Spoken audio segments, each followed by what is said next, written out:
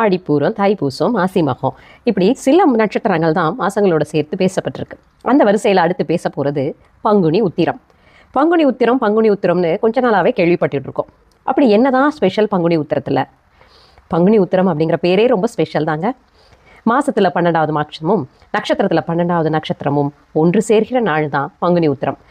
இந்த பங்குனி உத்திரத்தில் பல கோயில்களில் திருக்கல்யாணம் நடந்திருக்கு. ஆமாங்க, தெய்வ திருமணங்கள் நிகழ்ந்த பெருமைமிகு நாள்னா அது பங்குனி உத்திரம் தான்.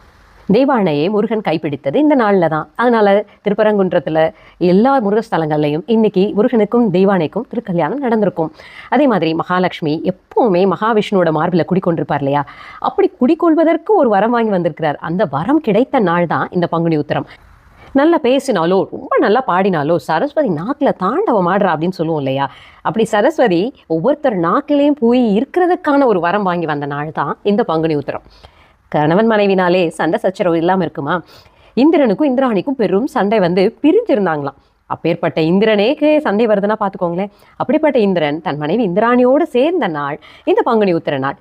அதே மாதிரி மதுரையில் மீனாட்சி சுந்தரேஸ்வரர் திருமணம் நடந்த நாளும் இதே நாள் தான். ஆண்டாள் தன்னுடைய காதலனான ரங்கமன்னாரை திருமணம் செய்து கைப்பிடித்த நாளும் இந்த நன்னாள் தான். இன்னும் பங்குனி உத்திரத்தில் ஒரு ஸ்பெஷல்னா காந்தமலை நாயகன் நம்மளுடைய தர்மசாஸ்தாவான சபரிமலை ஐயப்பன் பிறந்ததும் இந்த நாளில் தான். இன்னும் இதற்கு எத்தனையோ பெருமைகள் இருக்குது. அர்ஜுனன் பிறந்தது பங்குனி உத்திரத்தில், ராமர் சீத்தை, லக்குவன் ஊர்மிளா, அந்த மாதிரி அவங்க 4 பேருடைய திருமணமும் நடந்தது பங்குனி உத்திரத்தில். வள்ளி அவதாரம் செய்தது பங்குனி உத்திரத்தில். காஞ்சியில் காமாட்சி அம்மன் ஆற்று மணலை சிவலிங்கமாக பிடித்து வழிபட்டு சிவனுடைய அருள் பெற்றதும் இந்த நாளில் தான்.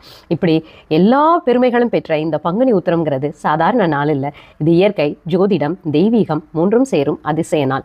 நம்மளுடைய திருமண நாள்னா நம்ம எவ்வளோ மகிழ்ச்சியாக இருப்போம். எத்தனையோ தெய்வங்களுக்கு இன்றைக்கி திருமண நாள். அவர்கள் எல்லோரும் ரொம்ப மகிழ்ச்சியாக இருக்கிற ஒரு நாள். இந்த மாதிரியான ஒரு நாளில், ஒரு உத்திர நட்சத்திரத்தில், பௌர்ணமி திதியில், பங்குனி மாதத்தில் வர இந்த சிறப்பான நாளில் நாம் நம்முடைய வேண்டுதல்களை எல்லாம் வந்து மகிழ்ந்திருக்கிற அந்த தெய்வங்கள்கிட்ட கொட்டினா அந்த தெய்வங்கள் வரத்தை அள்ளி தராமலாக இருக்கும். அப்படிப்பட்ட தெய்வங்களை ஒரு எளிமையான நைவேத்தியத்தோட உங்களுக்கு தெரிந்த சில ஸ்லோகங்களோடு வழிபட்டு உங்கள் குடும்பத்தினர் அனைவரும் மன அமைதியோடும் ஆரோக்கியத்தோடும் இன்பத்தோடும் வாழணும் அப்படின்னு வேண்டிட்டு, அதோட உலக மக்கள் அனைவரும் போரின்றி அமைதியோடும் ஆரோக்கியத்தோடும் இன்பத்தோடும் வாழணும் அப்படின்னு இந்த அற்புதமான நாளில் நம்ம எல்லோரும் அந்த இறைவன்கிட்ட வேண்டிக்குவோம். இந்த நாளை தவற விட்டுறாதீர்கள் நண்பர்களே.